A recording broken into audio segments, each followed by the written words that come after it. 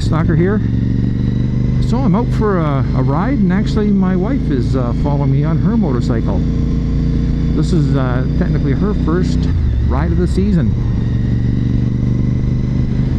Now the interesting thing is that when you actually see this video, it's going to be uploaded on our 26th wedding anniversary. So the day you're actually watching it, we've been married for 26 years. And as she reminds me all the time, it must be love, because she's never put a pillow over my head while I'm sleeping yet. Now, since she's riding and she really can't hear me when I'm talking right now, because the intercom doesn't really pick up unless I talk loud, well, I'll tell a few stories.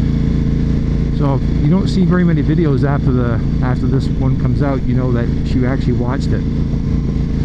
So we worked in the same company but didn't know each other, and we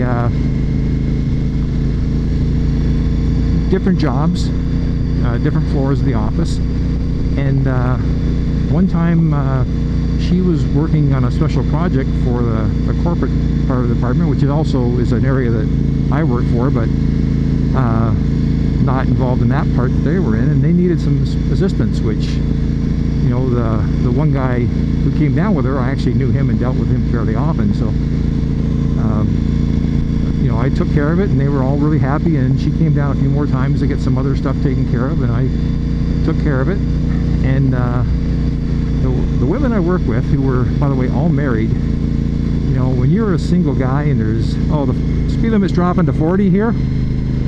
Okay, so the women I work with are all married, and when you're a single guy, it seems to be their whole purpose in life is to try to fix you up. So pretty much any person that came into my office who they knew was single, was like, oh, ask her out. Why don't you ask her out? And all that sort. And so anyways, what happened was they were saying, well, you should ask, you know, my wife out. And I thought about it for a bit. I thought, what the heck, I got nothing to lose. And you're talking about a guy who's asked lots of women out and been turned down by the old, you know, like you're just a friend and all that sort of stuff, you know. Think about pretty every line that most guys have heard when they've been shot down like a World War I fighter pilot. That's pretty much what I got. And so I called her up at her office, and was talking to her, and I said, hey, would you like to go out for lunch sometime? And she just sort of went, what? And then the next words out of her mouth was, do I know you? And right then I'm going like, I can see the engines on fire, and but anyways, you know, I talked to her for a few more minutes, and then she realized who I was and whatnot, and she, oh, yeah, okay, so we actually went out for dinner, or for lunch actually. And you know, we were, you know, talking a lot, and we ended up, you know, found out we had a fair bit in common, same sort of likes and whatnot.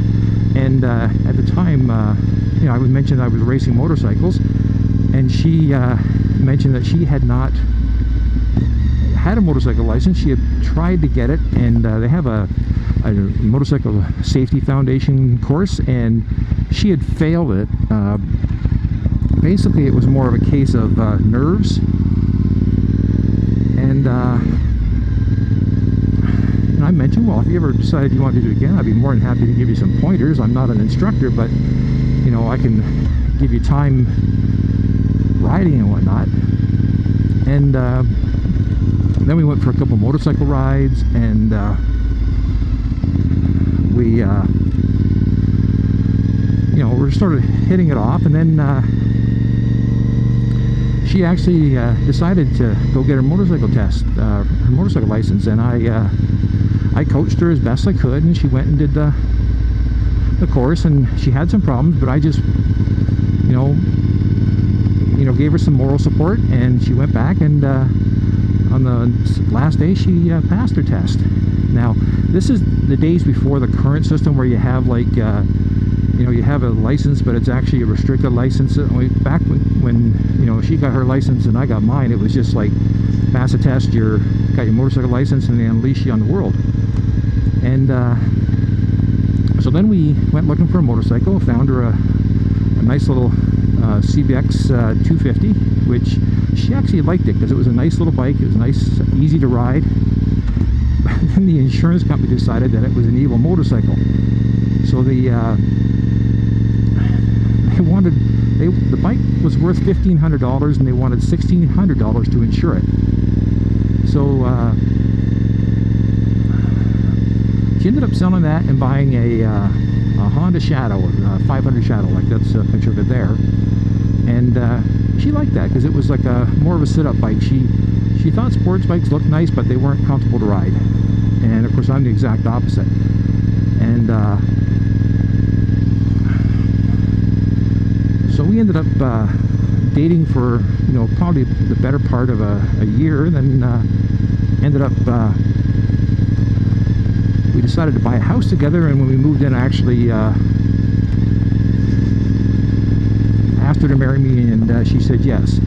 Now the funny thing is, a couple months earlier, there was a club I belonged to, and she'd come out and was meeting the people, and she thought it was pretty neat, nice place to go. And so she was talking to the president of the club, who was a friend of mine, and said, you know, asked about joining, and he sort of looked and he says, well, I can sign you up on a family membership. That way it'll be cheaper for you, for both of you. And her words was right away, says, I don't have to marry him, do I? And that's when it's like, oh. Now my friends, of course, thought that was awesome. They went like, oh, she's a keeper. But she has that little chip in your head that says, don't say that sort of stuff. But she does all the time, and you get used to it.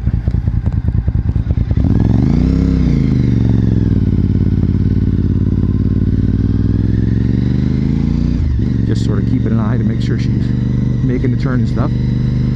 And so we got married, and that was about the same time as I had retired from racing. And we've been married ever since. We've done a whole bunch of stuff. We've had a lot of good times, and really enjoyed it. And